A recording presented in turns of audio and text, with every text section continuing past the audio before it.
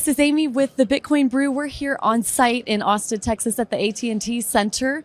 I'm joined by a guest here at the Summit 2022. Pavan, thank you for joining me today. Hey, thanks for having me. My pleasure. So we were talking, you're in the TBC, you're a member with us. How long have you been a member? What brought you into the council? Just recent, became members recently. And I think what we're doing with blockchain, I want the world to know that there's more to it than cryptocurrency trading. I think that's the first generation application of blockchain technology. The real application, the real future is commerce, bringing people together, connecting our souls together. That's what blockchain is really about. So how are you using blockchain? I have two companies, SunWest Mortgage and Celligence. Celligence is my tech company, which has done all the blockchain innovations and development. And so it's like this. In the real estate mortgage industry, when you buy or sell a house, the most expensive part of that transaction, what people don't realize, is 6% in real estate commissions and approximately 3% in mortgage commissions. Okay, so about 9%. So if it's roughly a $2 trillion industry. So that's $180 billion per year, right? Wow. And most of that commission, well earned, these people work very hard, it's well earned because there's a lack of trust between the parties, the buyer, the seller, the lender, the realtors, right? And all that money is being spent on trust management and trust acquisition. Okay, and blockchain solves the trust problem. Okay, so there's two ways to solve the trust problem. One is you impose an overlord that controls everything. That sounds terrible. Yes. Okay. But that happens all the time, right? You have central clearinghouses, banks, and so forth. Nothing wrong with banks; they have their place. But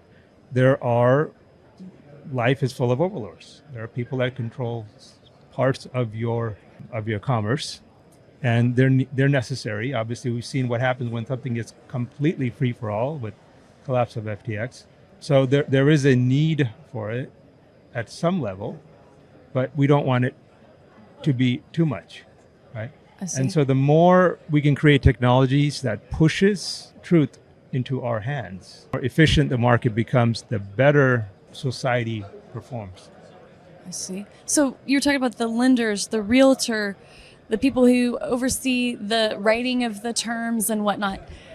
Aren't these people sort of checking each other? You nailed the problem, right? It is a checks and balances situation. It is very, very manual.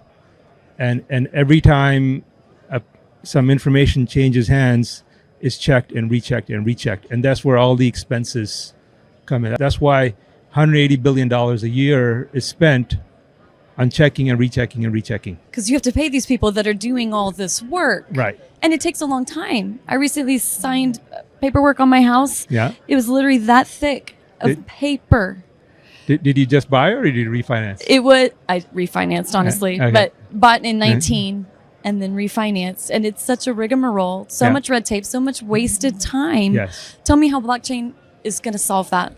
So the way our technology works is that if you're able to put trust in the front end part of the loan and real estate transaction. Now, there's other people that are using blockchain for the end part of it, which is keeping track of the property registry. I see. But I don't agree with that strategy because you might save pennies when $180 billion annually are being spent on the front end side, right? Wow, right. So yes, it's not that it's wrong, but I don't think it's the highest value and the best application of it. So if you apply it at the front end, and if I can make it so that when you go to buy a house, and it also helps in the refinance process, but it's easier to visualize when you're buying, when you're trading a commodity. When you go to buy a house, if you can trust your realtor, right, and if you can trust your loan officer, if the loan officer says this is going to happen this way, if the realtor says that you trust this borrower, he hasn't made any other offers, he hasn't double shopped you, right? Right. And the realtor tells the borrower, trust his seller, he hasn't double shopped you, right? Because so much of that is just you have to trust a person that you may not know, Certainly. right? You trust your realtor, you trust your loan officer because you do some Googling, you read some reviews, but how much do you really vet them? Good Right? question. You don't really know them, right? Like recently, for example, I bought a condo for my daughter, and I had the earnest money deposit, $100,000, and I wrote a check payable to the real estate broker, right? Right. And he's licensed, regulated, but I'm like, this $100,000, I don't know what his net worth is, right? He's a Right. nice guy. I got to know him over a couple of days, but that could just disappear, right? I mean, fortunately, everything worked out just fine. But wouldn't that, if it's all electronic, if it's on the blockchain and you press a button and everything just happens, right? Right. And It's verifiable. right. It's public Exactly. for everybody to see. Exactly. Right. Now, the difference is I wrote him a check $100,000 for the earnest money deposit. If it disappeared, I'm not going to miss it. I'll be like, okay, I'll be fine. Right. Sure. But there's other people, right, that maybe put a $10,000, $20,000 earnest money deposit to buy their first home. That's their life savings. If that disappears on them, it took them 10 years to save up, and that disappears on them. Right. They're going to have a challenge, right? So, if you can take and so much time and effort is spent on those trust issues, and if you can resolve those things and it becomes a one click, okay, then you've accomplished multiple goals. Number one, you made the process streamlined. You've increased trust so that you automatically reduce cost, right? Okay. There's a risk premium everywhere that anytime you do a transaction, someone is charging you a risk premium at some point, right? You swipe a credit card, you're paying anywhere from 1% to 2% of risk premium, right? The credit card companies take that.